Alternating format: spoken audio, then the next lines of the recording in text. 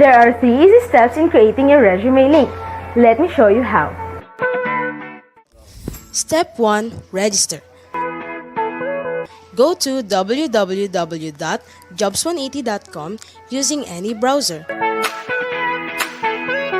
and click Register Now. Fill out all the information needed. In choosing your resume link, use your full name so that it looks professional and it's easy to recall by potential employers. For example, Antonio Juan de la Cruz .jobs180.com. Step 2. Create and design. When creating your resume, make sure to complete your personal information and upload your profile picture. One of the highlights of the resume link is the portfolio section. In the portfolio section, you can show off your skills by uploading samples of your work like documents, pictures, videos, and your social media links. Your resume link also features different themes and you can upload a cover photo. This is a combination of a cover letter and a social network cover photo. Here is an example. You can also download a copy of your resume link and print it.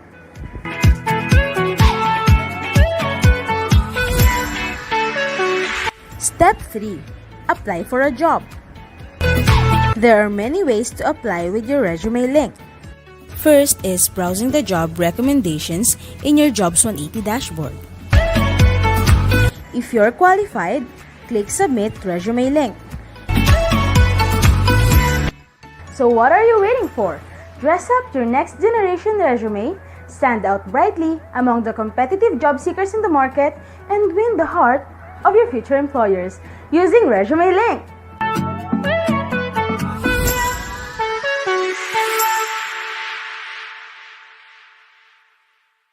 Intelligence is the foundation of any good business. But if every good business has it, how do you stand out? Intuition. When enabled by technology, intuition stops feeling like a hunch and starts looking like confidence. The confidence you get when you work with Cognizant, where we engineer every aspect of your business, technology, processes, and experiences to anticipate expectations and act instantly. This is intuition, and we can engineer it.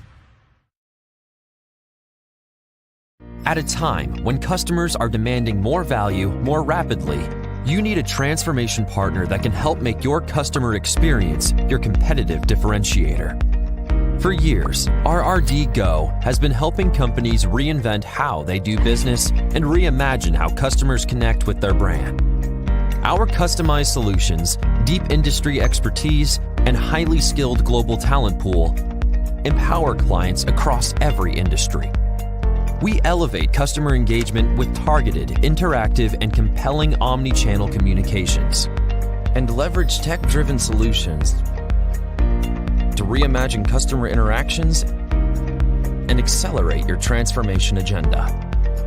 Our digital and workflow solutions generate actionable insights, enhance organizational flexibility, and simplify transactions. We harness the power of next-level technologies to bring new solutions to life. Everything from automation and data visualization to AI, AR, and beyond. By combining best-in-class, forward-looking technologies with some of the industry's best forward-thinking minds, we can help take your customer experience beyond what you thought was possible. Discover how. Visit rrd.com/go today.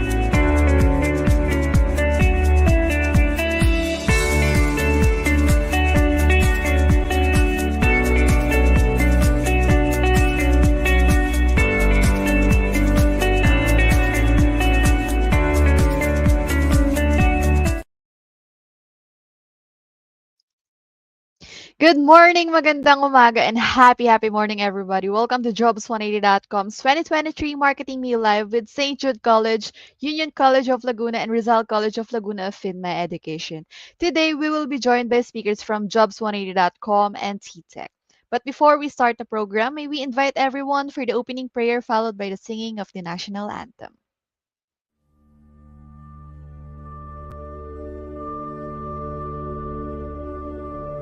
Praise God from whom all blessings flow.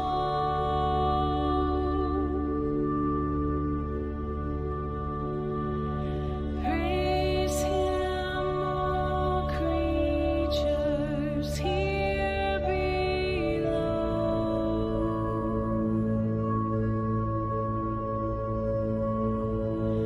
Praise Him above, ye heavenly hosts.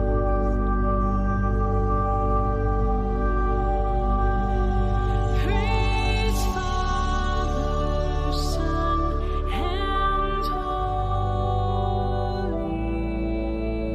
Ghost.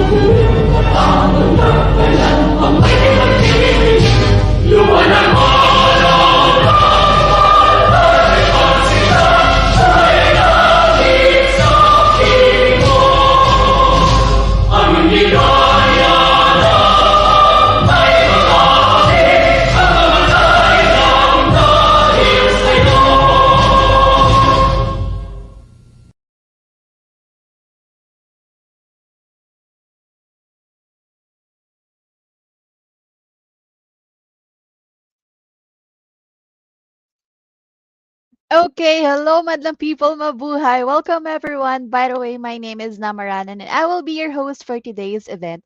We are live via www.facebook.com/jobs180 and live din kami sa YouTube, and you can simply search Jobs180. We hope that everyone is excited to learn new things today. So to officially start today's session, let's welcome Ms. Gloria P. Tanes, the Assistant Chief Operating Officer, Phinma Union College of Laguna, for the opening remarks.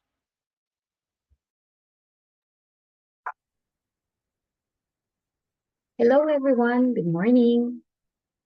I am happy to have all of you here today, our dear third year and fourth year students from our sister school, Phinma SJC, and of course, from our very own Phinma Ed Laguna, RCL and UCL. Thank you so much, everyone, for your time. Of course, we would like to thank our hardworking deans and ACE managers for always looking for opportunities like this that would help prepare our students land their dream jobs in the future. I am Glo Tanes, the Assistant COO of Phinma UCL. We are pleased to be joined today by our partner Jobs 180, headed by their Managing Director, Mr. Chua. With his 20 years of experience in marketing, in sales, business development, human resources, recruitment, and management, among others, we will surely learn a lot from him in terms of preparing you on your future job applications and interviews. Let's hear some tips on the do's and don'ts during interview, how to answer questions, body language, etc.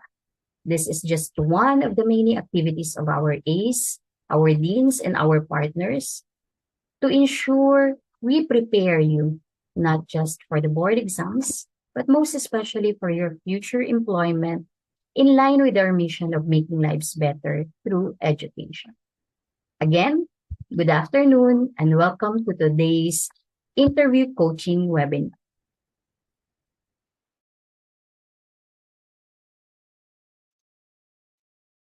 Thank you for joining us today, Miss Gloria, and of course, for trusting Jobs 180. So ayan, let's not forget sa mga audience natin today, please comment your full name. So wag nickname ha or first name lang. Full name and of course, your year and your course. Also, do not hesitate to ask questions later or please type them in the chat box so we can answer them after the talk. Q&A will happen after each speaker's presentation. And don't forget to tag and share this live to your friends, family, o kapitbahay pa yan. We will learn new things and knowledge here, so tawagin niyo na sila. The evaluation and attendance link will be released at the end of this session. So if you guys are ready, dahil I'm so ready for today, ilalatag ko na ang ating schedule. Topics are job applications using resume link by Jobs 180, followed by virtual and in-person interviews by TTEC. So a very pleasant morning to all of you. Again, please comment your name, year, and course, and as we go along, type in your questions so we can read it later. Wag may hiya if gusto mag-ask, lalo if you are very curious kasi this is your chance to know the answers you've been looking for before you face the real adulting thing in the world of work. So to everyone who's here, sit back, relax, and let us all hashtag learn together. Without further ado, let's meet our first presenter. For our first presenter, he has 20 years of experience in sales, marketing, business development, customer service, operations, business process, and human resources. As a trusted resource speaker, he has done over 1,000 career development seminars in more than 400 plus colleges and universities nationwide.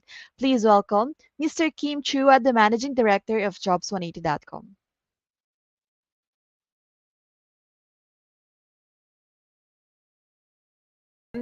Good day to all of you. My name is Kim Chua. Don't forget the wa, baka Kim Chu lang maalala nyo. And I'm here to share to you about the most secure tool for job application. This is how you can market yourself more effectively and the different ways to do that. Okay, so let me start. Now, when you apply, you probably have a checklist if you're using the right tool. So just go along with me if you have the right, if you have the same checklist that I have. So ito yung mga things na like kong tinatandaan, no? Will my tool or will the thing that I'll be using help me to stand out? That's the first item that is very important for me. Kailangan mag-stand out ako kasi dami-dami kong kasabayan kalaban sa pag-apply. Another thing in my checklist is that, do I have more than one file? Because oftentimes I have a lot of files. May academic records, may mga government IDs, ang dami mga kailangan hingiin ng mga companies. So I'd like to put them all in one file. And this tool helps me to do that. Okay? Another thing that this tool can do is that it allows me to make the process more efficient. Mas napapabilis yung pag-apply, no? Hindi na napapatagal yung pabalik-balik. So, mas mabilis din syempre tayo maka-move forward. Di ba? And another thing that this tool can do is that wala tong bayad. Mukha lang akong salesman pero libre po ito. Okay? So, this tool is absolutely for free. The most important in my checklist is that this tool, okay, makes my information secured. And I think this is the most important question. Do you want your information to be secured? I hope your answer is yes. Okay? And so with that, let me show you ano tong tool na ito. This tool is called ResumeLink. ResumeLink, by definition, is the most secured tool for job application. Okay? This is a personalized URL. It is a link that anyone can open online anytime, provided that they know the link. So let me use an example. If you are John Santos, just in case lang, your name is John Santos, your resume link would look something like johnsantos.jobs180.com. Ganun lang kasimple. So how do you make one? Okay, how do you make one? Now, the first step is for you to register. This is absolutely for free. Wala itong bayad. Okay? So what do? You go to www.jobs180.com and that is where you now register. Okay? As you register, you just simply fill out the information. These are the basic information. You have the account details, you have your personal information, you have your education background, and just in case you have your work experience, whether it's OJT or it's part-time job or whatever yung work experience na yan, then you proceed to that work experience page. Pero pag wala, hanggang dyan na lang tayo sa my education information. Okay? After doing so, you now start to create your resume link. So ano ba ang basihan ng resume link? Kadalasan, ang resume link natin, we base it on our name. We base it on our unique name. Okay, so as an example, if you're John Santos, then you say johnsantos.jobsonit.com.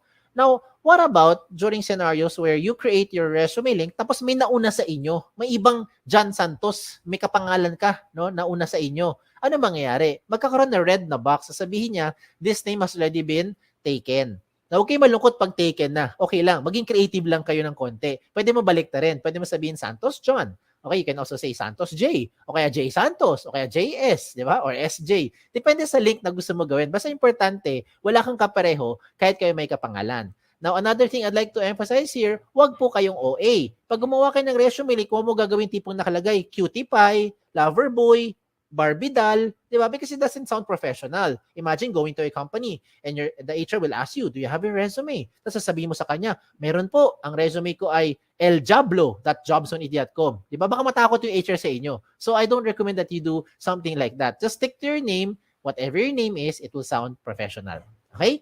Now, in creating a resume link, you have to use a valid email. Emails like Yahoo, Gmail, Rocketmail, any email, basta nabubuksan nyo, wag na wag ka lang gagamit ng facebook.com na email.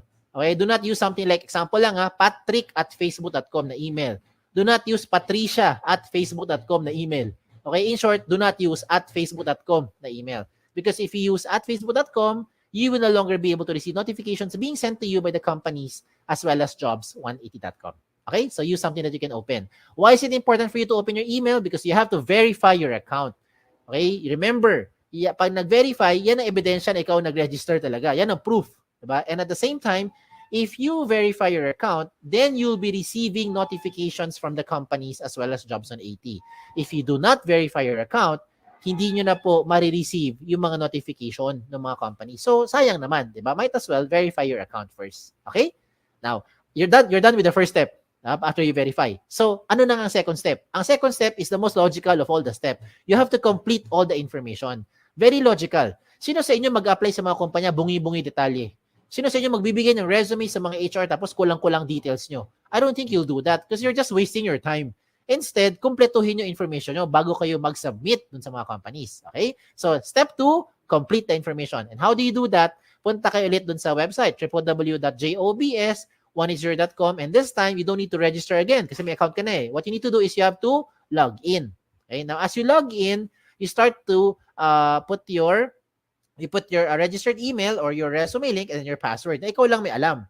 Okay? Ganun lang siya kasimple. Now, once you're inside your account, you start to fill in the blanks. Ganun lang kasimple. Fill in the blanks. So, the things that you see here, yung mga contents, napakasimple lang. Yung mga personal details nyo, lagay mo dyan. Diba? All the information na sa tingin nyo relevant, you put it there. Now, I have some emphasis lang on items na madalas na miss out ito ng mga aplikante. Ano yung mga yon? Sa contact information, you have to put here all the possible ways na pwede kang makontak ng isang HR. Kagaya ng social media handles nyo. Ba't ko nasabi yan? Because in reality is, pag tinatawagan kayo ng mga HR, madalas hindi naman ina-answer eh. Lalo na pag hindi nyo kilala, pag nag-ring yung phone nyo, hala, sino kaya ito? Di ba, hindi mo kilala. Ano gagawin? Hahayaan mo na lang. Di ba? Antayin mo kung may mag-message sa inyo. Eh, paano kung yung HR hindi naman hindi masipag mag-message? Masipag lang siya magtawag. That's why I recommend you put here all the possible means na pwede ka makontakt. Kagaya ng social media nyo. Put your Facebook there, yung mga messenger nyo, mga Twitter nyo, iba pang mga paraan, social media handles para mabilis kayo ma-reach out. Diba? Message na lang. Are you available Thursday, 10 a.m., so on and so forth. You get what I'm saying? Diba? So lahat ng paraan, lagay mo dyan. What else do you put here? You also put here yung inyong mga work options. Sa work options naman, you just choose lang, parang yes or no lang yan, parang switch, no? Kung ano yung mga options na gusto ninyo. No, willing to work night shift, willing to relocate, looking for OJT, you can also put it here.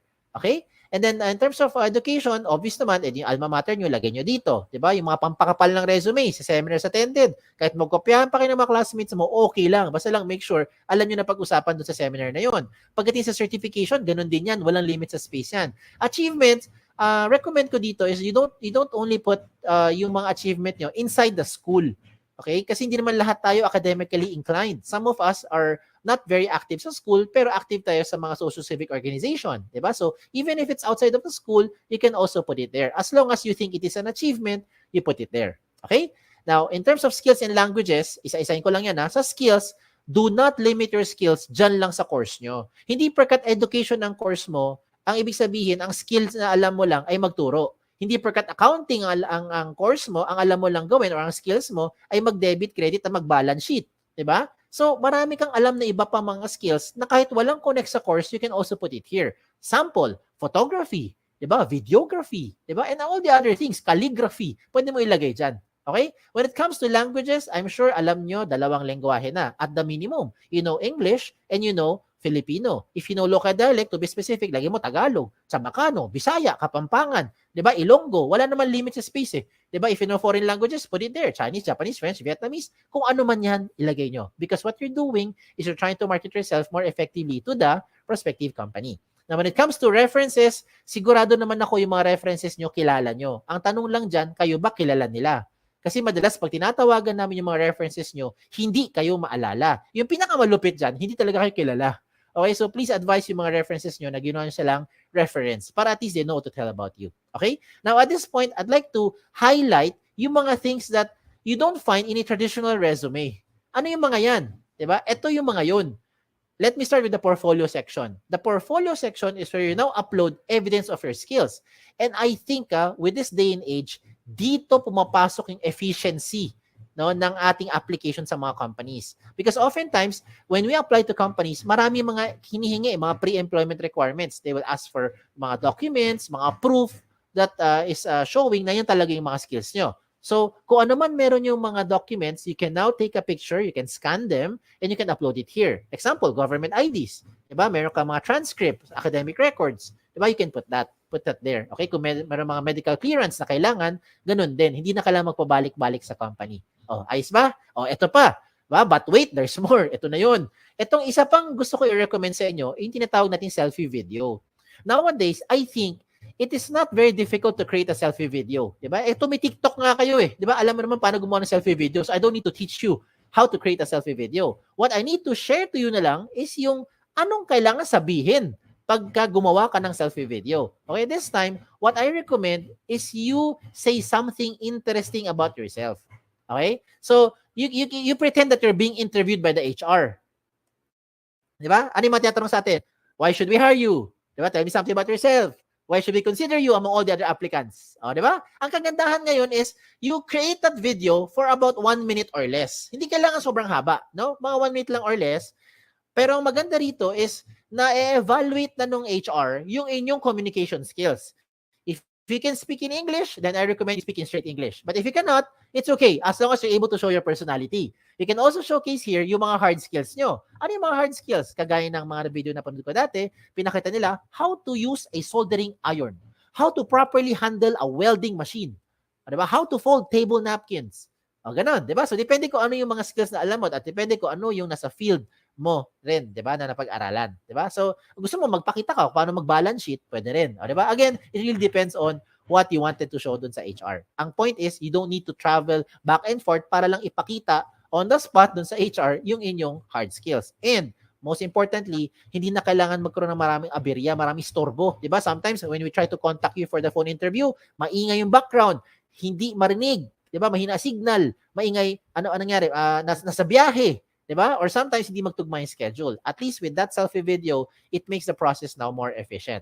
Now, another good thing pa with the ResumeLink is that you also upload here your profile picture. When it comes to profile picture, you don't need to go to the studio para magpa-picture. Huwag ka na gumastos. Ang importante lang dyan, tumingin ka sa camera, okay, with plain background, at of course, magbihis ka naman ng maayos, di ba? And then, you're good to go. Huwag mo gagawin yung mga nasa right side ng screen niyo. Those samples that I'm showing you, it doesn't look professional. Imagine, di ba, yung mga selfie, mga nilagay ng avatar, yan, huwag nyo gawin yan. Okay, huwag nyo gawin yan. It doesn't look nice, doesn't look professional. Okay? Now, another good thing pa with the ResumeLink is that meron tayong tinatawag na cover photo. Ayan, pasintabi sa matatamaan. May iba sa inyo nakikinig ngayon, hindi naman kayo gifted with writing skills. Some of us are having a difficult time expressing our thoughts and feelings into words. So ano pwede mo gawin? You can now use those pictures to represent your personality or to showcase yung inyong skills. Example, look at the one on the left, yung nasa baba. Ano kaya siya? Sabi ni iba, sir, ophthalmologist, optometrist, or eye expert. Yung nasa kanan, yung nasa taas, ano kaya siya? Sabi niyo ba, sir, para siyang admin or clerical work or maybe makalat kasi tingnan mo yung lamesa ang kalat-kalat. O, di ba? Again, it depends on the interpretation of the person looking at it. This is an example of someone into HR or maybe into psychology. And this one is an example, is a very good example by the way, of someone who wanted to say that there is no shortcut to success. Hindi po yan miyembro na Akit Bahay Gang. Okay? Ang gusto niya sabihin, you will be able to reach yung goal mo by taking one step at a time. Oh, di ba? You get what I'm saying now. So I'm showing you good examples para you can draw inspiration from. And I will also show you not so good examples. Ito yung wag niyong gagayahin. Huwag kayong magpapaka-misteryoso. Okay? Maglagay ka ng picture mo dyan. Lalaki man, babae in between, okay lang. Ilagay mo dyan, member man tayo ng LGBTQ+, okay lang. You put it there. At least alam ng HR who to expect. A lot of times, yung mga pangalan kasi very interchangeable nowadays. Ako mismo, guilty ako dyan. My name is Kim. A lot of people think babae ako, di ba? Eh, pag iba nababasa ko mga resume, ano nakalagay sa resume nila? Chris, nakalagay George, Alex, Sam, Nick, di ba? Joey. I would assume lalaki. Yun pala, babae. O, di ba? So that's why you better make sure you put your picture there. And wag naman pugot yung ulo nyo pag nilagay ng picture. Dapat kompleto. Okay? Never leave this blank because if you leave this blank, it will not catch the HR's attention. Trust me. Kung ikaw ang HR, wala ka namang ibang makita dyan, malamang mangyayari dito, next applicant na. Okay? And then if you want to catch the HR's attention, do not create something like this. This is just my opinion. I don't think this looks professional kasi ang dating parang tamad, parang happy-go-lucky, no? Parang chill-chill, walang pakialam sa buhay. Again, that is just my interpretation. Okay? So I showed you the good and not so good examples para you'll be guided. Now, you can just play along later on kung anong sa tingin nyo mas bagay sa inyong background or sa inyong sa gusto niyo ipakita sa personality niyo. Okay? Now, let's examine a very good example. Look at this person, itong iExpert. Bakit maganda itong example ng kanyang resume link? Because all the information you're seeing here, kompleto na. 'Di ba? Hindi ka na magpabalik-balik eh. Kung ikaw yung HR, everything that you need to ask or you want to know about the applicant, you already find it here. If you're the applicant, you might as well put everything there para wag mo na antayin pa yung time na hihingin pa sa ng HR yung mga documents yan. Baka hindi na mangyari yun. Baka may ibang aplikante na mas assertive, nilagay lahat ng mga information na i-process na siya kaagad. Diba? Now, at this point, I know what you're thinking. You're probably thinking, sir, okay nga tong resume link. Kaso lang, baka naman yung information ko nakakalat na sa buong mundo. Baka naman nakalantad na sa buong internet. Ang sagot ay, hindi. Kaya nga tinawag na the most secure tool for your job application.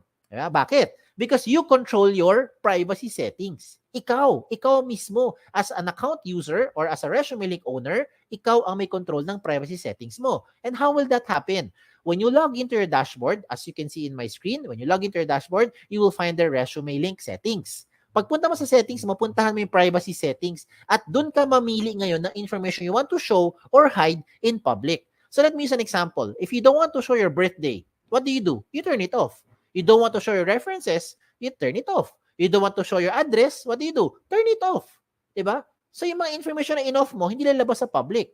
Now, if ever lang you decide to change your mind, ang maganda dito sa resume link, updated yan, real time. As in real time. So 5 minutes later, you want to show your birthday, turn it on, what happens? Lahat ng mayroong alam ng resume link mo, alam na niya yung birthday mo. Diba? If 2 days later, you want to show your address, you turn it on, you save your profile, lahat ng may alam ng resume link mo, alam na rin yung inyong address. You get what I'm saying? Diba? So, depende na sa inyo kung ano gusto mo i-on or i-off. If you want to turn off everything, then okay lang, you can just turn off the button. Enable public resume link, off. Wala nang lalabas sa public. Kahit na anong information. Okay? So, yan ang re-remind ko sa inyo. This, the second step is for you to complete the information. And in doing so, please make sure that your profile is interesting, diba? Yung information mo kompleto at updated ang details nyo para mabilis kayo makontak ng mga HR. Now, we go to the last step. Pangatlo na, last step na to. The last step is for you to submit. Now, how will you submit your resume link to those companies? You might be thinking you want to explore opportunities outside of the Philippines. Maybe you want to join some job fairs later on. You want to apply online. You want to, marami, walk-ins, diba? Depende kung ano kasi bumabalik na yung face-to-face ngayon. So, lahat ng mga ipapakita ko sa inyo, lahat ito, practical application. Lahat yan, makaka-relate kayo. Ano yung first one? The first one is you go online. Of course. Diba? Yan ang fastest way. You just connect via your phone, via kung ano man gadget mo, go to jobs.at.com, search for companies. And by the way, speaking of search, you can only search for company, tatlo lang pwede mo i-search ha. Search for company name, position title, and location. Doon sa search bar, hindi mo pwede ma-search ang resume link. So example lang, ikaw si John Santos, okay? O kaya ikaw si, ako na lang, Kim, halimbawa lang, subukan mo pumunta sa jobs180.com, dun sa search bar, type mo doon Kim. Tingnan mo kung may lumabas. Malamang sa malamang, walang lalabas. Unless may company name, position title, or location na may word na Kim. Other than that, walang lalabas dyan. Kasi hindi siya searchable. So, the only time a company would be able to know your information is if and when you give your exact resume link to that company. So, ikaw may control. Ayos? So, tuloy natin. Okay, tuloy natin. So, if you're going to search for companies, what do? Just go to the website of jobs180.com, search for companies. Kung may lumabas, edi meron. Pag walang lumabas, edi wala. Diba? Ganun lang yan. Huwag natin pilitin magkaroon ng something kung wala talaga. Diba? Okay, so ano gagawin? Tingnan mo yung mga companies. Kung meron kang type, edi gawin nyo, check nyo yung opportunities. After that, you now submit your information to that company. Okay, when you submit your information to the company, it will ask for your profile, for your resume link and password. So ikaw lang magbibigay ng consent dun sa company. Okay? Now another option is for you to send resumes via email. Now there's nothing wrong in sending resumes through email. Ang tanong dito is, how are you sending your resumes through email? Do you do it like this? Do you say, "Dear HR manager, I'd like to apply for the following position. This is my resume." Tapos mag-attach ka ng Word file, PDF file, or whatever file you have. If you're doing those attachments pa, ang tawag dyan, traditional, pampabagal, makaluma. Hindi ko sinabing mali. Ang sabi ko lang, traditional, pampabagal, makaluma. Bakit? Hindi mo kailangan mag-attach anything anymore. If you're going to write an email and send your resume, just simply type your resume link there. "Dear HR manager, I would like to apply for the following position. This is my resume. In this example, Antonio Juan de la Cruz, jobs180.com, send. Tapos na. Ganun lang kabilis. Diba? Whatever changes you need to do, you put it inside your resume link. You don't have to keep on sending another attachment. Paano kung imagine mo na lang, nag-attach ka ng Word file, diba? Ng PDF file. Tapos nagpalit ka ng address, nagpalit ka ng phone number. Ano gagawin mo? Email mo na may HR. "Dear HR manager, I'm sending you my updated resume." Ganun ba? Paano kung 2 months later, lumipat ka ng bahay, iba na address mo, send ka ulit ng bagong resume. "Dear HR manager, I'm sending you my updated, most recent resume." I don't think you'll do that. Kasi kung ganun ang ginagawa mo, sayang sa oras yan, nakakapagod sa part mo, lalong-lalo naman sa part ng HR, mas nakakapagod to keep track kung saan dyan yung pinaka-updated na attachment or pinaka-updated na resume ng aplikante. And this time around, if you have your resume link, all you need to do is just update your resume link at lahat na may alam ng resume link mo, makikita nila yung pinaka real-time update ng profile or information. Ayos ba? Ayos ba? Sige, another one. For those who wanted to use a hard copy, gusto mo talaga may hard copy ka, when you apply to those companies, you want to give something, then this is also possible. What do? You go to your dashboard inside your job seeker account, then you can print your resume link. Mamili ka lang, 1 column or 2 column version. Either way, the system will try to compress everything into 1 page. O diba? Maginhawa sa buhay. So kung gusto mo talaga mag-apply sa mga kumpanya, hindi mo na kailangan mag-prepare ng maraming mga pages. Minsan, di ba, yung mga aplikante, mga 2-3 pages ang isang set ng resume. Palibasa, yung font size 45. Kaya umaabot ng 2-3 pages. O diba? Pero this time, the system will try to compress everything na into 1 page. Just in case you really want to have a hard copy. O diba? Tipid. Okay? Another thing pa for me to encourage you to do is you use resume link cards. Resume link cards. Ano tong resume link card? Kung sa mga nagtatrabaho na, ang tawag namin business card. Sa mga nag-a-apply, tawag dyan, resume link card. So in one piece of paper, whether short bond or long bond paper, you can now design it your own way. You can design it depende kung ano ang gusto mo. Pagiging creativity mo, ikaw bahala. You can make 10, 20 sets of cards. Depende sa laki or liit. Diba? Kasi laki ng index card or kasi liit lang naman normal business cards natin. Diba? So depende. So maybe in one long bond paper, you can make 10, 20 sets of cards na. And so after you have it printed out, pwede ka na ngayon maggupit-gupit. Gupit-gupit na lang. Diba? 10 or 20. Bawat kumpanya, you can now start to give that as a hard copy. Hard copy pa rin naman yan eh. But this time, why am I encouraging you to use resume link cards instead of the traditional long bond or short bond paper? Bakit? Una-una, tipid. Diba? Because of course, right now, eto, tipid. Kasi if you're going to apply to 20 companies, you don't need to print 20 sets of long bond papers. You just need to print 1 long bond paper and cut 20 small pieces of resume link cards. O, diba? That's for the cost side. Tipid na. Pangalawa, at mas importante, security of information. Diba? You want to have peace of mind. Paano ko nasabi yan? Kapag ikaw yung nagbigay sa isang kumpanya ng long bond paper or short bond paper, example lang, no? It's a traditional resume. And for some reason, nilipad ng hangin. Okay? Nilipad ng hangin. Hindi mo kasalanan. Kasalanan ng hangin eh. Diba? May nakapulot na stranger. May nakapulot na stranger. All your information, alam na nung stranger. Tama? And you cannot deny it because you know what I'm saying is true. Diba? Hindi mo kilala pero alam niya yung buong details mo. Now, using your ResumeLink card, same scenario. Nagbigay ka ng ResumeLink card sa company, nilipad ng hangin ngayon. May na stranger na nakapulot, okay lang. Bakit? Kampante ka. Kasi yung ResumeLink, ikaw may control ng privacy settings mo. That's why, in your ResumeLink card, what I recommend, you just simply put your name and your ResumeLink. Dalawa lang. That's it. If you want to put your mobile number, it's okay. It's up to you. You can put it there. Diba? Pero ang point ko is, ResumeLink, pwede na siya makita ng mga HR or mga companies na bibigyan mo. Diba? So you have peace of mind now. Okay? So there's a lot of advantages using ResumeLinks. In fact, doon pa lang sa privacy portion, panalong-panalo ka na. Ikaw ang may control ng privacy settings mo real time. Pagdating sa speed of hire, it becomes faster and more efficient because whatever you want to show the HR, you just attach it there. Whatever the HR needs from you, they just ask from you. Diba? You take a picture, you scan them, upload it there, and later on, pag okay na, you now turn off yung privacy settings mo. Diba? Or you can remove them in the attachments. Diba? Cost efficient, definitely wala tong gastos, tipid. Diba? If you're thinking, ay sir, paano po yung internet? Kailangan ng pang-load. Pwede ka maging resourceful. Connect lang tayo sa mga libreng wifi. O, diba?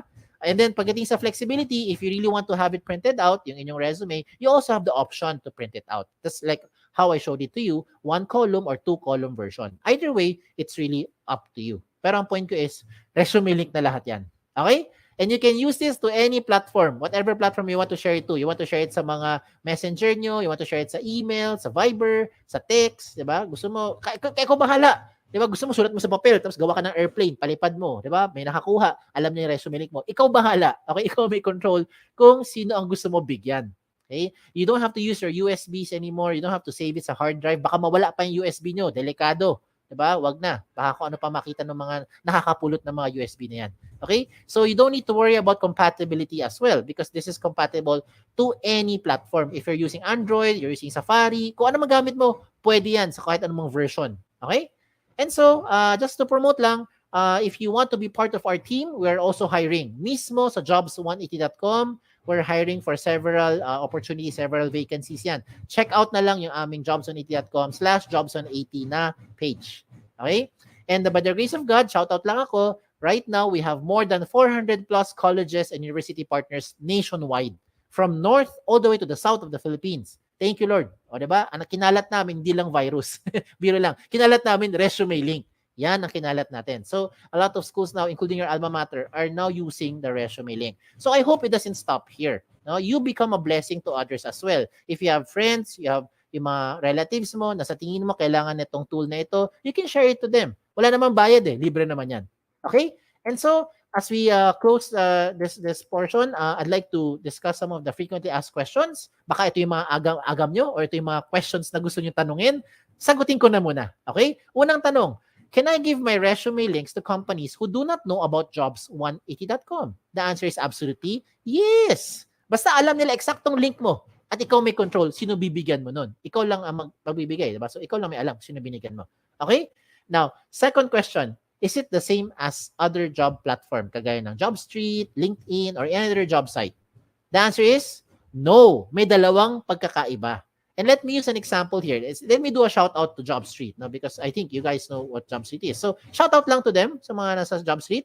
If you're using JobStreet na resume, you can only apply to companies who are using JobStreet. If you're applying to a company who is not using JobStreet, you cannot use your JobStreet resume anymore. Pero pag gamit mo yung resume link mo, pwede mo yung gamitin kahit na saan, kahit na kanino, kahit na anong platform. Diba? Basta alam ng HR yung eksaktong link mo at ikaw magbibigay nun. That's the first difference. Second difference. If you have already submitted your JobStreet resume to an HR, you cannot change anything anymore. Well, you can on your end, but it will not be reflected on the HR. Hindi siya magiging real-time update.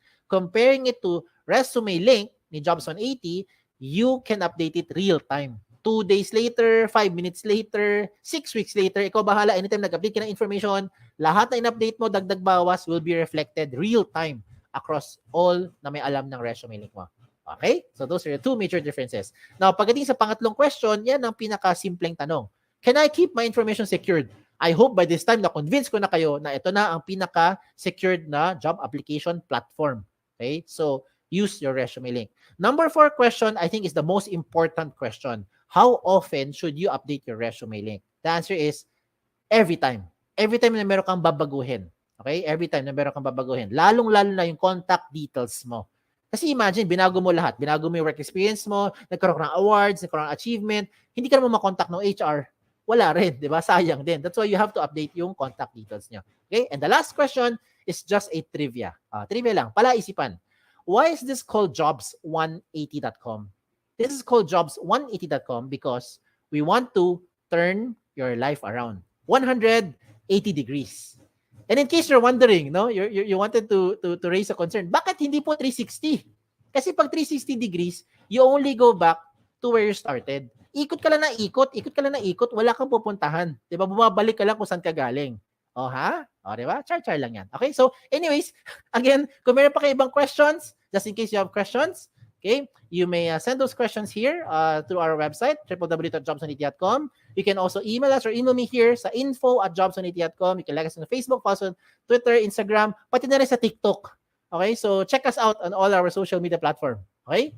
Again, my name is Kim Chua. Don't forget the wa. Okay? Isang magandang araw po sa inyo lahat. Thank you.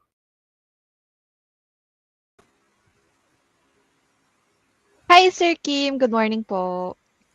Hello! Hi, Sir Kim. Kamusta po? Ayos lang. Ito nga eh. Excited na ako sa mga questions ng mga audience. Baka may mga questions sila kasi dami natin mga audience sa iba-ibang mga school. So, Yes. una in Manila. Yeah. Okay, students, I know that you have a lot of questions, so don't be shy to type in sa chat box. And as fast as flash, I can see it agad naman, and ako na bahala na maging bosses nyo for your questions kay Sir Kim. But while we are waiting, Sir Kim, sa ating mga dear students, I have some questions po. Okay. For the students naman din tong question. So, trusted and reliable po ba yung mga companies na a-applyan ng mga students natin sa Jobs 180 website? Yes, definitely. What I can say here is that before any company will be allowed to post their job opportunity or be accepted as one of the companies to listed in jobs180.com na website, dumaan din sila sa due diligence. So, we check for their company profile, yung legitimacy ng existence nila according to the Philippine laws. So we follow and we do our due diligence. Now, if ever lang, I'm doing a shout out lang ito sa mga in case may mangyari na hindi maganda yung pagtrato sa inyo ng mga kumpanya or tingin nyo may mga malpractices, just in case lang, because we cannot naman answer all the companies, diba? At least alam namin due diligence, legit sila. Diba, as far as the question is concerned, legit yan lahat, no? Totoo yung mga trabaho na nandyan. Pero kung meron lang kayo na-encounter ng mga malpractices, then what I recommend is you send us that message. You can send it sa info@jobs180.com, or you can also course it through our Facebook. Kung mas mabilis sa inyo, mag-Facebook na lang sa facebook.com/jobs180. So our team will be able to assist you with those concerns. Pero so far, by the grace of God, wala naman kami na-encounter na company namin na maltrato yung mga aplikante. Diba? Tsaka wala pa naman ganong klaseng kumpanya na kung tawagin ay yung mga illegal, mga illegal recruiters or illegal. Wala po. So, yeah, just to give you peace of mind. Lahat ito, okay, legit. Yan. Ayan. Thank you, sir. So, for the job seeker, sir, paano kaya nila malalaman if legit yung company na a-applyan nila and it is trusted? Para nila malalaman? Yes, I mean, sir. as an applicant, are you asking like red flags? Ganun ba? Oo, sir. Yeah. Yes. Yung mga red Okay. flag. Kasi parang hirap sagutin lang kung legit. Basta yung kumpanya registered. Yun lang sasabihin ko. If the company is registered, mayroon silang lisensya to operate. Diba? Mayroon silang company profile. May permit sila. But as a job seeker, I don't think you go through the process of asking the HR, hi ma'am HR, meron ba kayong mayor's permit? Meron ba, di ba? Hindi kayo mag-go through ng ganon. Kaya ang tingin ko lang ang pinaka-best is that for job seekers, you can check for red flags kung tawagin. Ano itong mga red flags? Ito yung mga kung sakali lang na-encounter nyo ganito yung mga companies, ay mag-isip-isip na kayo. Ayan. I'm not saying illegal sila. I'm not saying they're doing something wrong, pero mag-isip-isip na kayo. 'Di ba? Bakit? Ito yung red flags para sa akin. Una, ang red flag para sa akin ay kung yung company wala pong website. Walang official website. Okay? If you try to check for that company and that company only has a social media page, it could be a red flag, no? Because I think nowadays a company serious enough doing business should also have a serious website, not a social media page. They have a social media page for sure, pero iba pa rin yung corporate website. Okay? So that's one. Second, if the company you're applying to is not in the Philippines, kumbaga it doesn't exist in the Philippines, it could be a red flag for you because kung may concern ka later on dun sa kumpanya, hindi ka matutulungan ng kahit sino. Paano na? Paano ka matutulungan ng dole? 'Di ba? 'Di ba? So yun sa akin. Again, inulit ko lang hindi ko sinabing illegal yung company pag wala sila sa Pilipinas. I'm just saying kung wala po legal existence dito, walang physical office, then it could be a challenge for you later on. Just in case lang you have something that you need to raise or need assistance with, no, sa lalo na kung sa natin sa local government natin. Okay? So that's number 2. Pangatlo, ito talaga sigurado na ako. Pag ito nangyari sa inyo, you turn around and choose another company. Okay? If you're applying for a company who's offering a local and a direct position, meaning para dito lang sa Pilipinas naman yung trabaho, para dito rin yung opportunity. Tapos yung kumpanya naniningil sa inyo. They're asking for certain payments, processing fee, whatever payment, bayad sa application form, sa ballpen, sa kung ano man. Hindi ko alam ano sisingilin niya sa inyo. Mag-isip na kayo. Okay? Most probably that company is just after for, some basta, yun lang sabihin ko dyan, wag na lang. Okay? Magbago na kayo ng isip. Dami na may ibang companies eh. Baka kasi mabiktima kayo ng mga ganong closing company na they're just after for financial gains and not really looking for applicants. Okay? So, yun yung para sa akin. As a job seeker, yan yung red flags for me. Okay? So, yun. Yeah. I hope I was able to shed some light. Yes, sir. Ayan. So, lagi niyo tatandaan if there is you need to check if may official website kasi 2023 na kailangan may official website na ang ating mga corporate companies. Diba? Ayun, thank you so much, Sir Kim, for joining us today po. Ayan. Wala na bang questions ang mga audience? Baka Ayan. trouble I pa. think, sir, on our students, wala na po on Kung wala na, ako, meron lang ako 2 reminders. Yung una, kasi na-encounter ko recently in my provincial trip, they're asking me, dapat ba ako mag-apply dun lang sa company within the area or companies lang within the scope of their course? I always tell them, do not limit yourself lang. Hindi naman ikaw ay perkat education ang course mo. Dapat mag-apply ka lang sa pagtuturo. Di ba? Meaning yung maging trabaho mo ay magturo. Hindi naman perkat ang course mo ay nasa engineering, ang trabaho mo ay nasa pang-engineering jobs lang. Diba? You can explore anything else. Kahit na engineering yung course mo, education graduate ka, kung mahilig ka sa IT, graphic design, you can explore. Now, in addition to that, even if that company is not within your area, let's say, in this case kasi mixed audience tayo, mayroon taga Manila from St. Jude College, mayroon taga Laguna, diba? UCL, Union College Laguna, tsaka RCL, Rizal College Laguna. Even if the opportunity is not in Laguna, example, it's para lang extreme, para parehong malayo, no? Let's say isa nasa Pampanga, tapos may trabaho, example, nasa Bicol, o gano'n, di ba? Nasa Batangas or nasa elsewhere, nasa Cebu. So, you can always explore for those opportunities, even if they're not near your area or connected to your course. Okay? So, yan yung unang reminder ko. Pangalawa, you can see the link that is being scrolled on the screen right now. So, check out those links. For those who are from St. Jude College, Manila, you can go to schools.jobs180.com/SJC. Okay, so that stands for St. Jude College. You can also go to schools.jobs180.com/UCL. Okay, puntahan niyo yan para sa mga Union Colleges Laguna.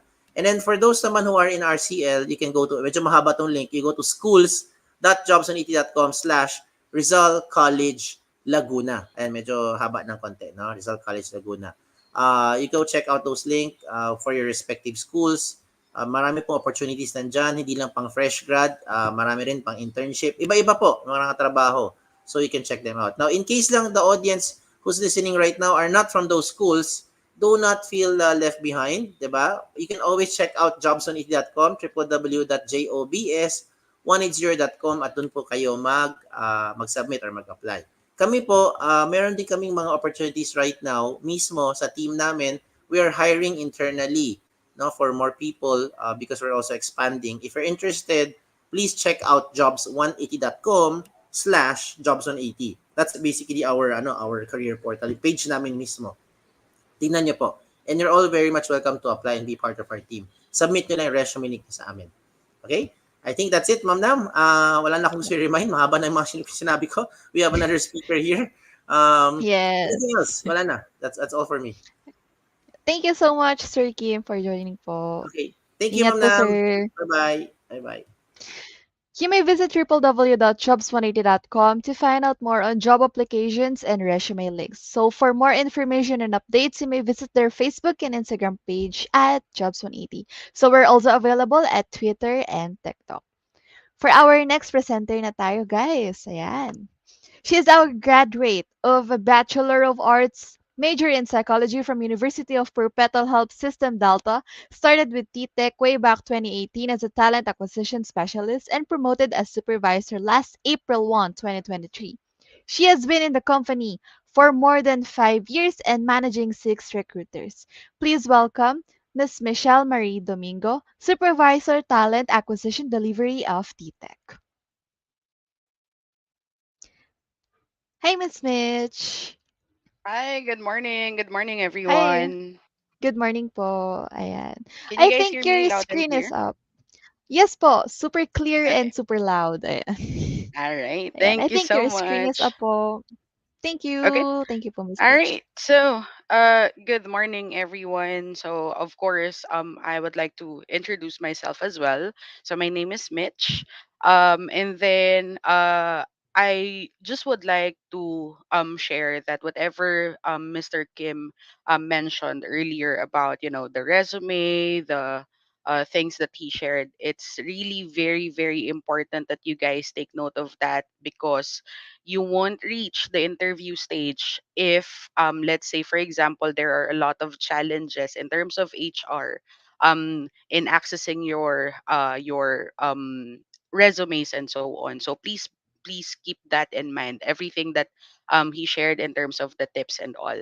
All right, so of course, let's just say for example you have listened to what Sir Kim mentioned earlier. You will now proceed to the next part of your application, which is the interview.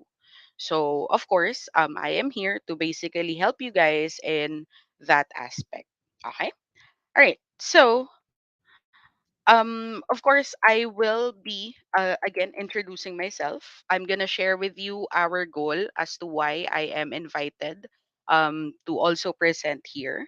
I also would like to share with you the importance of a job interview, and then, of course, the interview tips for virtual and face to face interview. And I also would like to share our opportunities here at TTEC. Okay. All right. So get to know me first.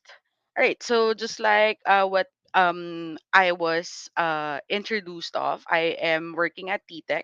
I currently hold the position of supervisor for talent acquisition delivery, and I am currently managing 6 of my recruiters. I started way back in 2018 at TTEC as a talent acquisition specialist, one of the interviewers. And I first got promoted last 2021 as an associate recruiter. And then just this year, I was promoted as a supervisor. And I have been in the company, in the company for more than 5 years now. Okay. All right. Sorry about that. Okay. Okay, so what is our goal for today? Of course, I want you guys to really get to know what you guys need to do, be inspired and be motivated. We want to make sure that you will be creating good impression to your future interviewers. You must have mastery in complex interview questions. So I'm gonna help you guys with that. You will learn from professionals. I would like to consider myself as a professional in the talent acquisition industry already, so I can at least share with you some tips. And of course, our goal for today is for you guys, after this session, you will be able to get that dream job of yours. Okay. All right. So let's start first with the importance of the job interview. It's actually it's a two-way street. Okay, it's important for you applicants, and it's also very important for us interviewers, in terms of our job interview. Okay. In the job interview, you will be able to, of course, evaluate your experience, whether you have work experience or a fresh graduate. We will be able to evaluate all of your experiences. We align the company's goal and culture with yours. We also will be able to assess your skills and competencies, of course, your commitment as well.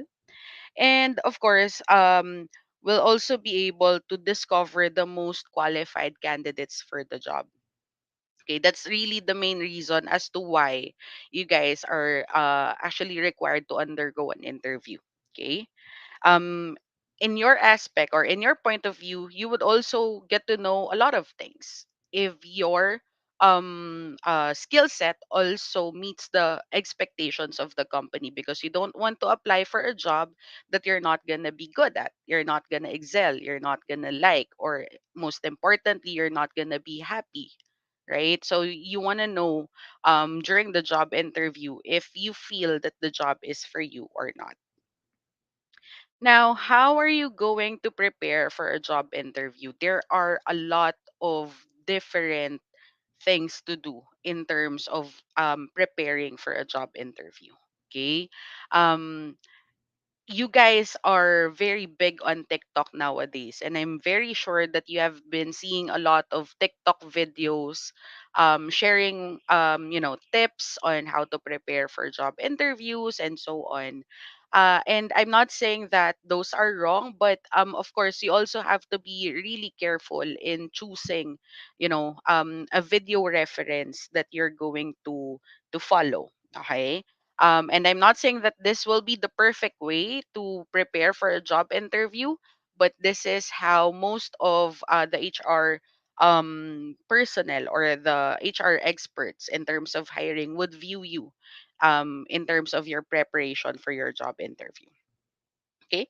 So, of course, ang pinakaunang-unang maiisip ninyo during the job interview is how to answer not so common questions, these are the things that you might be worried about. Okay. You'll also gonna think about, am I really prepared for me to undergo this interview? Okay. In our case, there are questions, like for example in TTEC, because we are a call center company. Oftentimes, people would be, um, like they would think, is BPO a call center? What does BPO mean? What's the difference between call center, contact center, and so on? So there are a lot of questions. Okay. What's TTEC? Okay. What does a CSR do? And do I still need to practice? Okay. So for example, guys, you're going to apply here in our company here in TTEC. We would appreciate it if you at least know about, the company. Okay, not just in TTEC, but with all companies that there will be, that you are gonna apply for. You have to know at least the background of the company. Okay, but okay, ito yung most common misconception. You don't have to memorize the company's mission and vision. Okay? Kasi meron akong mga candidates whenever I interview, what do you know about TTEC? They would say, I read that your company's mission and vision. And then they would have a tendency to recite the company mission and vision. That's not what we are expecting. Okay? What we are expecting is at least a genuine answer on what do you know about the company. Okay, so at least do a little research about that. And then of course, you also need to know rather what you are applying for. So in our case, again, in TTEC, most of our job hirings are for customer service representative. So it's very important that when you attend a job interview, you are aware of what you are applying for, and you know at least the basic duties and responsibilities of the position that you are applying for. Bakit? Because first of all, you need to align first your skill set. Okay? Just like what Sir Kim mentioned earlier, we don't limit naman then yung possibilities of who are the candidates that are qualified for a customer service representative role. Whatever your course is, and whatever your background is, you actually have a chance to apply in this role, a customer service representative role, because one way or another in your probably in your courses right now, naturuan kayo in terms of handling different types of people or difficult types of people, right? And that's basically what a customer service representative does. So at least, okay, all of us, we have an idea what a CSR do. Okay? The simple as simple as yung pag bumibili tayo in Jollibee or in fast foods and so on, you would see their customer service representatives, the service crew and so on. So you basically have an idea what a CSR does, right? And then there are a lot of questions wherein, do I still need to practice? Of course you do. Practice makes perfect, right? So, um, ako whenever I have, events like this, how I practice is I try to look at myself at the mirror while I'm talking so that I can see how I look like. Meron ba akong mga expressions and so on that should not be seen by the person that I'm gonna be talking to? Do I look awkward whenever I answer questions and so on, or whenever I speak? So it's gonna be helpful for you to also see what you look like and also to try and boost your confidence. Okay, so ako, yes, I will always practice how I would speak in front of different people. May it be as a speaker, or may it be as a candidate or as an applicant. So yes, please do practice the way you speak. Okay. As I mentioned earlier, you have to do research on the company and the position that you are applying for. Now, if you see that you have your culture, your upbringing is aligned with the culture of the company, and if you see that you're good with the job description, if you see that you have potential, you have capabilities to be hired, then you can, of course, apply for your interview already. Okay. Now, you also have to consider a lot of things during the interview. Okay. As much as possible, we want you to be as transparent and as genuine as possible in terms of your answers. Okay. Because there are a lot of times, during the interview, what others think is that we always try to showcase all of our good side. Okay. But we cannot over commit. Okay. Kasi we set expectations eh. You're going to set expectations as to what you can and cannot do. And it doesn't always mean that if you can't do something, it's already considered a red flag. That's just one way of, giving the company a chance to also improve your skills. So you don't have to worry in sharing. There are questions, diba, wherein you will be asked what are your strengths and your weaknesses. So feel free to share with your interviewer what you think are your weaknesses are, but in a manner wherein you would sound as if what you want is to really improve your skills. So you can share what your weaknesses are, but at the same time, you want to make them feel okay that you're aiming to improve those skills of yours. Okay. And then in terms of your strengths, of course, you have to highlight your strengths. Okay. All right. So Here are the different types of interview questions. We have the open-ended and closed-ended questions. We have hypothetical questions and behavioral questions. So, ito na yung medyo mahirap na part in terms of the interview. So, after you introduce yourself, after you get to know each other, there will be different types of questions na. Now, we'll start with the open-ended and close-ended questions. Okay? So, what are these questions? So, ayan. So, can you tell me about yourself? So, in telling about yourself, you would actually have to provide a quick summary of your resume. So, in this part, it's better if you can already share a glimpse of your highest educational attainment and your work experiences. Okay. And then you will also be asked, why did you apply in this company? So, just like what I shared earlier, this is the part wherein you share what you have researched about the company, what you know about the company, and why do you want to apply in that company. Okay. You know what? In terms of this one, it's basically very important that again you do your research. Okay? Because if you don't know what the company offers, if you don't know what the job is, then it's going to be a question for the interviewer as to why you are presenting yourself and applying for the company. So it's really very important that you don't do that and you do your research first. Okay? What are your strengths? So, again, you can enumerate all of your strengths, but what I can suggest is you highlight your top three strengths, okay, and then elaborate on each. So, for example, you feel that one of your strengths is, let's say, multitasking.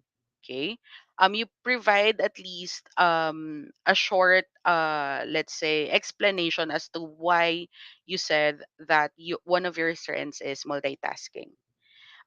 If you can cope up with your environment, you may as well, cite an example wherein how did you like cope up with different types of environment in the past. Let's say, for example, you have experienced that. So those are things that you can share during, the question, what are your strengths? But if you're just going to share, yeah, I'm hardworking, I can follow the rules and so on without any justification, of course, um, it would sound as if you are just providing answers that we want to hear. Okay, so you always have to have at least your justification as to why you were able to share that. And then in our company, of course, here in TTEC, um, we are a BPO company. We are working in the call center industry, and of course, we all know that one of the things that we ask is, "Are you willing to work on graveyard shift?" Okay. Now, um, if let's just say, for example, okay, you are aiming for a different work schedule, then you should be able to answer this in a way that you won't sound as if you're very demanding. Okay. So what are the things that you can say? You can say something like, of course, I am very much willing to work on a graveyard shift, but if there will be other work schedules that would be more suitable for me, then I will be very glad to accept it as well. You're not saying no, okay, but you are also trying to check if there are other possibilities in terms of the work schedule.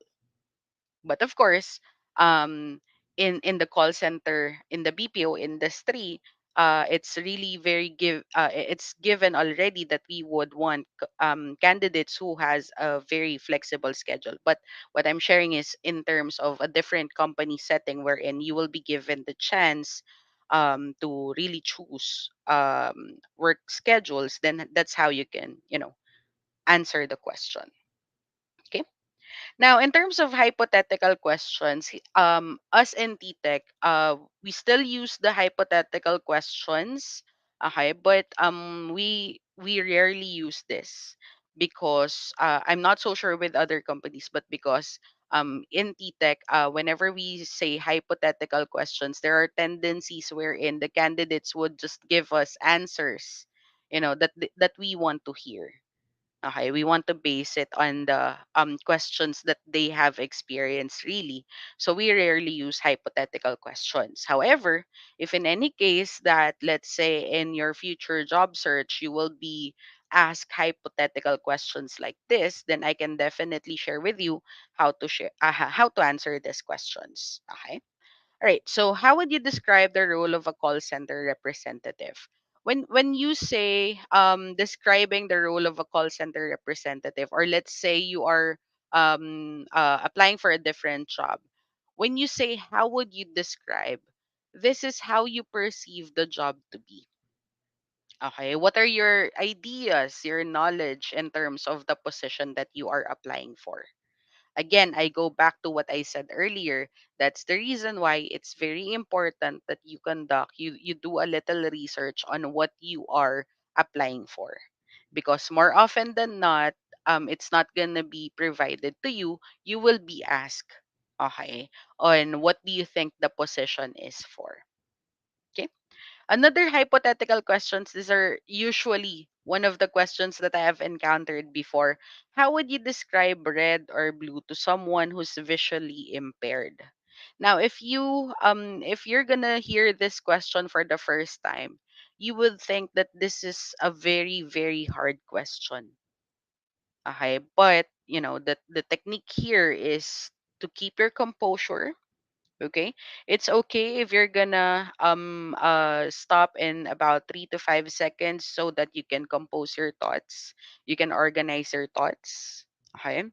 um but then you always have to start answering this question by asking yourself, what's the first red item that pops into my mind, or what's the first blue item that pops into my mind?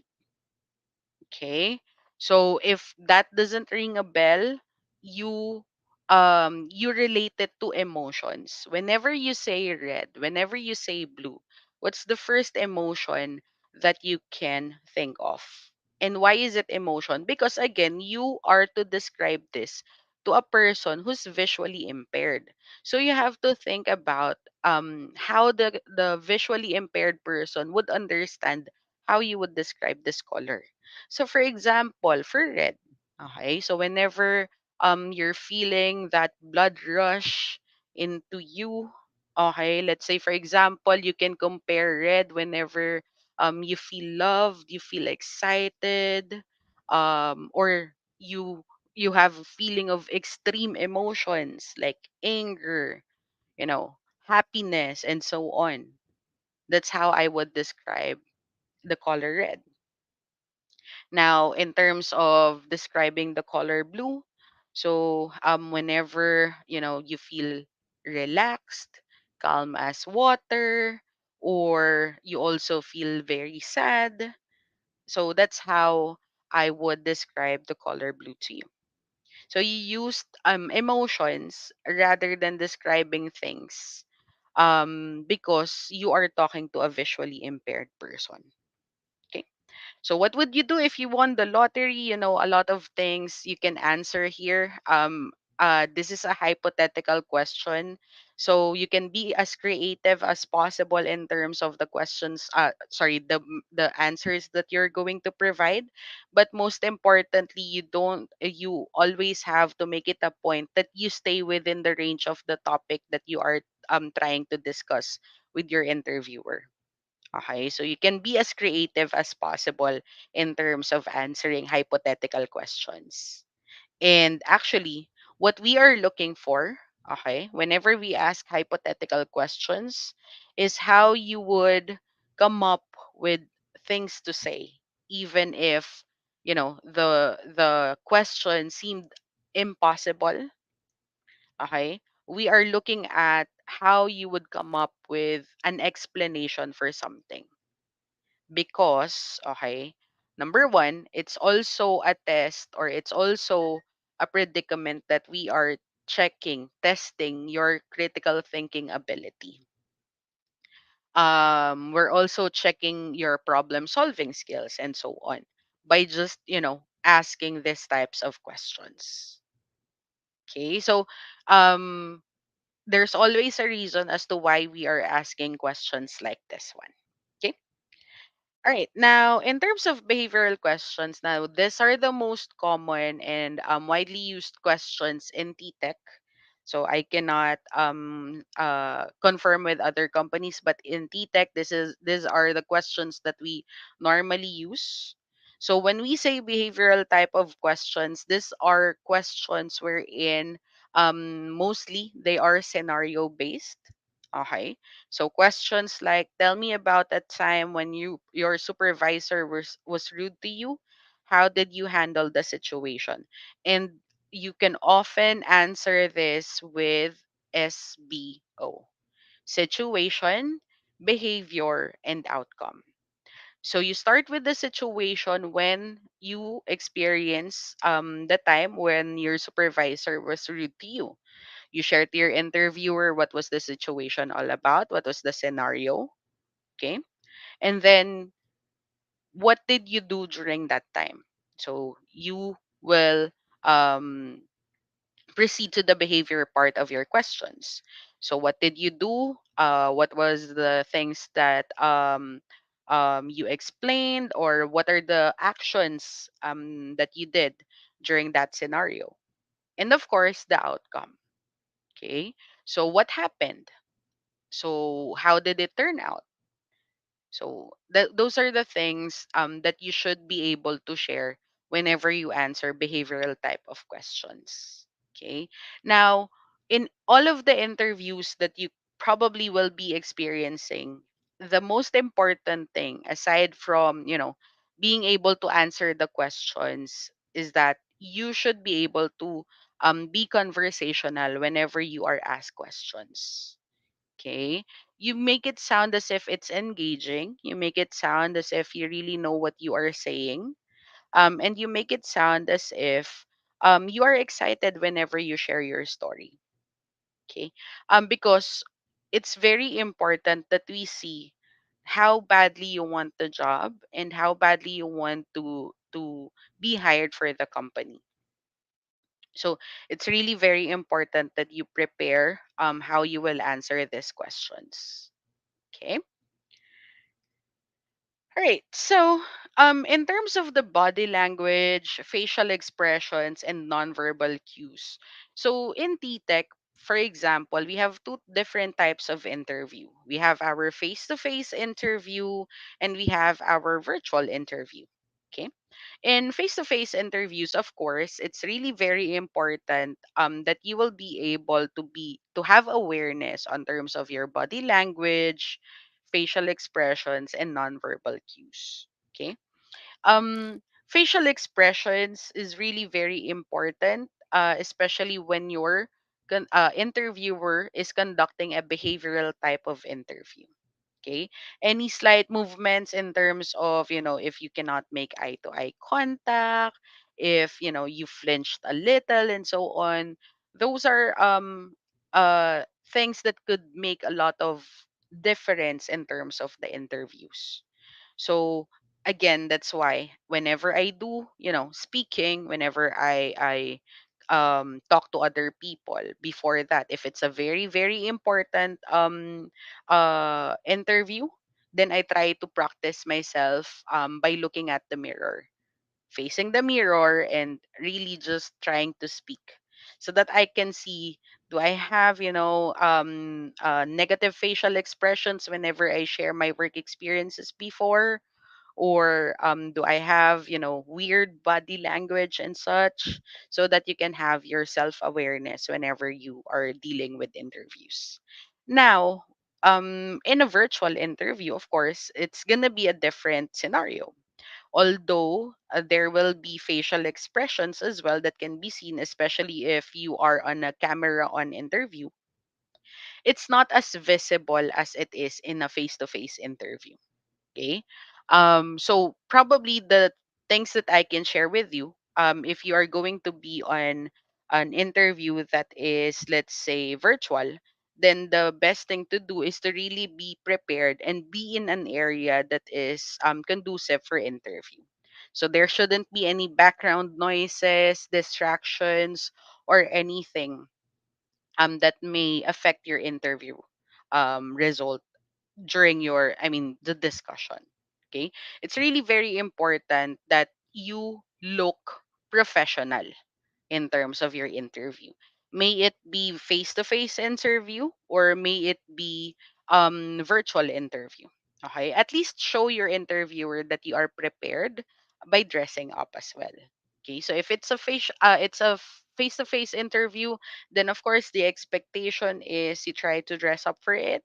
You wear semi formal attire or smart casual attire, but also during virtual interviews rather, you also do the same. Okay, so there are a lot of jokes, diba, when you're conducting virtual interviews wherein you are wearing polo shirts or suit even or coat even, pero naka shorts, naka boxers or whatever.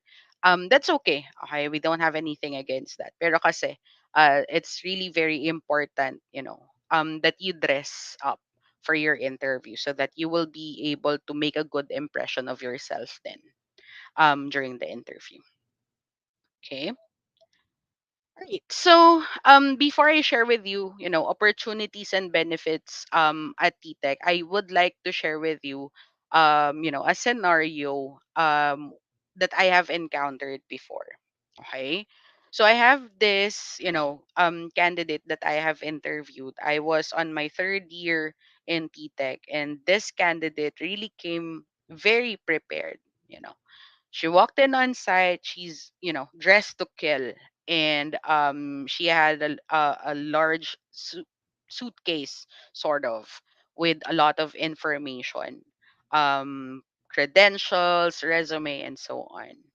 And then we went inside the interview room, and no matter how prepared she was, on my first question, okay, na mental block siya. As if lahat ng pinrepare niya nawala in just one snap. Okay. And I gave her time to recover. I gave her time to basically settle down and calm her nerves down. And then after that, although she was still very shaky during the interview, she was able to deliver. Okay. There are times wherein she would stop for, let's say, 3 to 5 seconds until she was able to compose her thoughts. And then she would, share, or she would let me know what her answer to my questions is. And then up until this very moment, I still remember that interview, what happened, and so on. Because during that time, okay, although she was very shaky, I gave her a chance. And as we speak, she's already one of the team leaders in the operations team. And every time that we see each other, she would let me know how thankful she is to me, um, giving her a chance to, calm herself down and so on. Now, why am I sharing this? I'm not saying that, all of the recruiters, all of the interviewers that you may face in the future would be like that, wherein you will be given the chance to calm yourself and so on. But what I'm trying to say is sometimes, no matter how prepared you are, okay, even if you have memorized everything that you are supposed to say in the interview, if you're very nervous, then it may have, or it may cause a big difference in terms of your interview result. So it's better that you came prepared, okay, but at the same time, you also try to relax.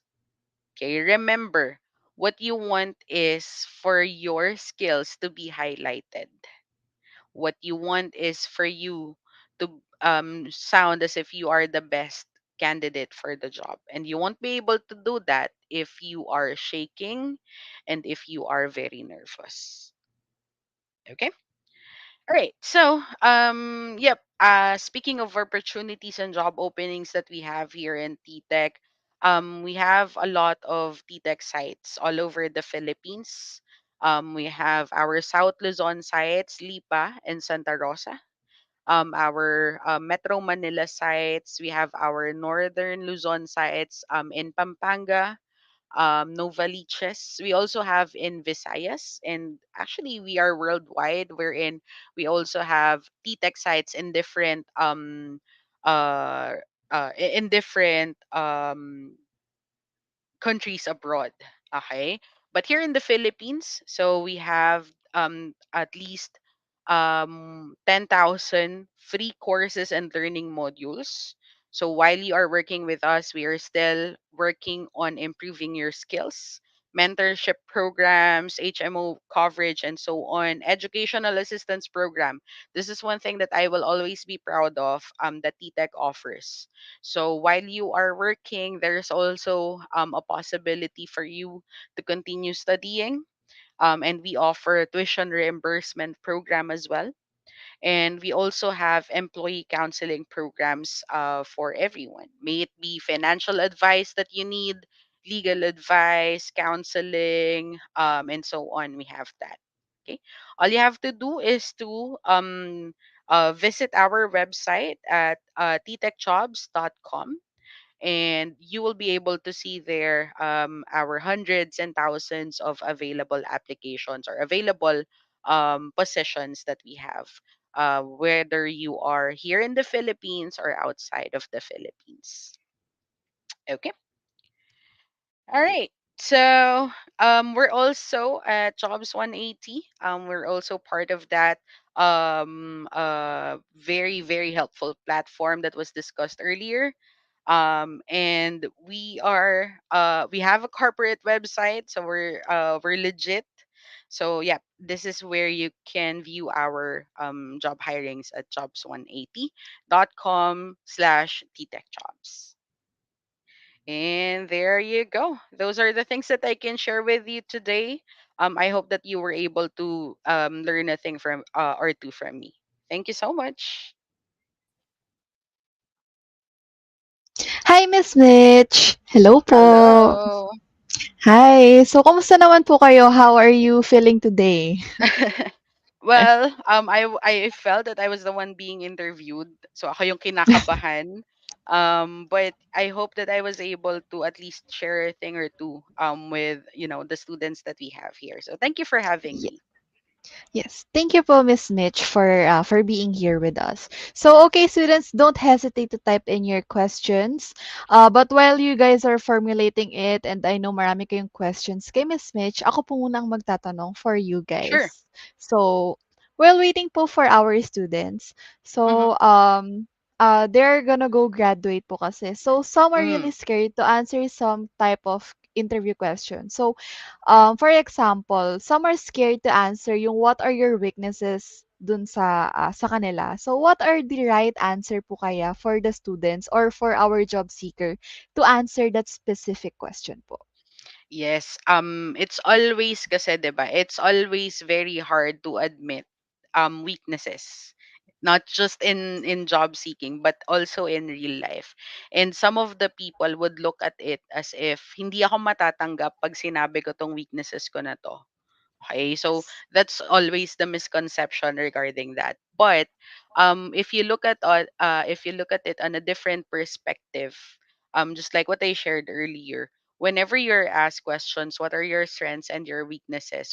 Whenever you answer the part wherein you're gonna share your weaknesses, all you have to do, okay, is to share it at the same time. So whenever you share your weaknesses, you make it sound as if these are the things that you want to improve in the future. You make it sound as if these are my weaknesses right now, but with your company's help, I can improve these weaknesses, or these are things that I can improve on, as long as I will be given the chance to improve it. Okay, dapat ganun yung sound niya. Dapat it would sound as if you are willing to improve what your weaknesses are. So that I think that's the best way to answer that. Kasi if you're just, just parang enumerate your weaknesses and without any parang any chance of wanting to improve it, then that's the time siguro na medyo mapapaisip yung recruiter. Yes. Ayan. Ayun. So, ito yung medyo tricky question kasi pag sa job interview, like when you ask, what are your weaknesses? Hala, kailangan ko pala mag-ready Mm. for to answer what are your weaknesses. Ayan. Yes. So, ito naman po yung next question po for me. So, dear students, I know baka nahihiya kayo mag-type in ng question. So, ako magtatanong yan for para sa inyo, okay? So, ito po yung question ko po. Ayan, is it okay to answer a not straight English type of answer sa mga interview session? Okay. So, of course, this really depends on the company that you are gonna be applying for, ha? So, syempre, with us, in companies like us, BPO centers or call center companies, it is really advisable that you speak in English whenever you have your interview with us. Okay? Kasi that's one of the main thing that we are looking at, communication skills. However, in other companies, let's say for example, you're gonna be working, let's say, administrative task and so on, or other job positions naman, and it's not customer service representative. So if you are if you are being interviewed, syempre, mas okay pa din if you can speak in English. However, if there really are challenges in terms of speaking English, then let's try to at least speak in Taglish, ganyan. Kasi Yes. it's better na ma-relay ninyo yung talagang answer ninyo kaysa magkaroon ng mga misunderstanding on how you answered the question. So better na lang that we can be more transparent. And yun nga, mas gusto kasi ng interviewers talaga would be genuine answer on the questions that they were asking. So if you're not that comfortable in speaking in straight English, then you can speak Taglish. Pero ayun nga, again, disclaimer, it should always be depending on the type of company, the position that you are applying for. Ayan. So, it's okay, but students, please beware din sa company na applyan. Ayan. Thank you for that, Miss Mitch. Correct. So, this is the last one na po for me. Mm-hmm. And for the students, so what are your tips and advices po for the students nag-graduate so they won't get anxious and scared after po they graduate? Okay. So siguro ako, ha, I hope that I was able to, tell this to myself when I graduated. So first thing that I would, share with you guys is to first manage your expectations. Okay. So whenever you apply for a job, and when you do an interview, you're not gonna get kumbaga parang you're not gonna perfect it on your first try. So, meron talagang mga times when you first do your job interview na feeling mo sablay ako sa mga questions na to, or hindi ko to na answer. I wasn't able to give justice to my answer to this question and so on. And that's okay. But what you need to do is to take note of those questions na for you hindi mo na answer ng maayos. And that's what you need to review the next time na magkakaroon ka ng application ulit. Okay? You will not always get the yes at first, but it doesn't mean you have to stop. You might not get the yes now, but it doesn't mean na on your next job interview, you're not gonna get yes again. Pwede ngang nakaapat ka na, wala pa ding yes, but it doesn't mean that you should stop. Okay? Always, whenever you are attending a job interview, always treat it as a learning experience. So, dapat, every time na hindi ka matatanggap on that job, go back to how you did the interview. Go back on the questions that you think you missed and then review on that and probably try to practice more on those type of questions na hindi mo nasagot para, pagbalik mo and tinanong ulit yung questions na yon, then you can already provide a more, kumbaga parang, a better answer to the next interviewer. Yes. Practice makes Ayun. perfect talaga, guys. Yeah. Mm-mm. So, wala naman na perfect agad sa first try. So, try lang mag-try, Oo, di ba? Okay, matakot correct. mag-try. Ayan. Thank you so much po for that wonderful talk, Miss Mitch. Ayan. Thank you po so much. Thank you as well, guys. Thank you po. Ayan. So thank you for joining us today, Miss Mitch. So you can visit their website and apply through jobs180.com/ttech. We wish to have you again on our next set of webinars, Miss Mitch, and ingat po. So, to our audience, thank you for staying. I hope you learned and enjoyed the session. And if may tanong pa po kayo, you may send us a message at our Facebook page, www.jobs180. And you can also check our Instagram, Twitter, and TikTok account at Jobs180. So, to officially close our program, let's have Miss Jatri Arredondo, the Dean, College of Education, Phinma St. Jude College, for the closing remarks.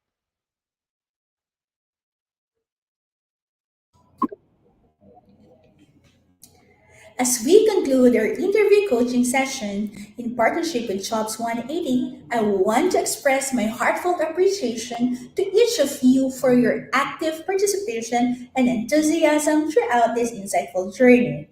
Today has been more than just preparing for interviews. It's been about unlocking your potential and refining your ability to shine in any professional setting. Together, we've explored the art of presenting yourself authentically, crafting compelling narratives, and showcasing your unique skill set. Through the partnership with Jobs 180, you've gained invaluable insights into industry specific expectations and trends, enriching your interview toolkit. Remember, an interview is solely a test. It's an opportunity to demonstrate your values and passion. Your education here at Phinma has not only equipped you with knowledge, but also instilled in you the determination and adaptability crucial for success. As you step into your future endeavors, carry with you the confidence and skills you've honed here. Embrace every challenge as a chance to grow and learn.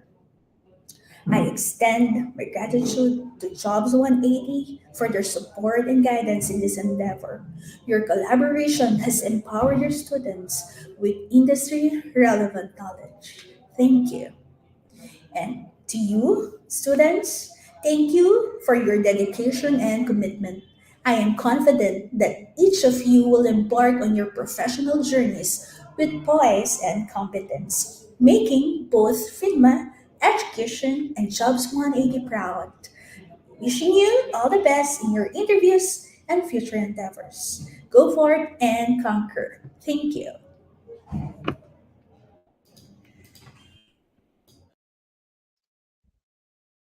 There you have it, guys. We are done with the talk. We successfully tackled all the topics assigned for today's session.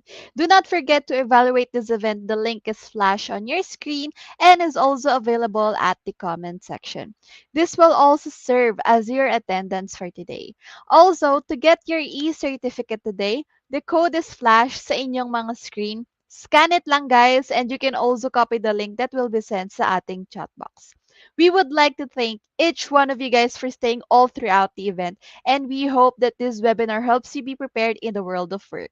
Please watch out for the next set of webinars we are going to host for.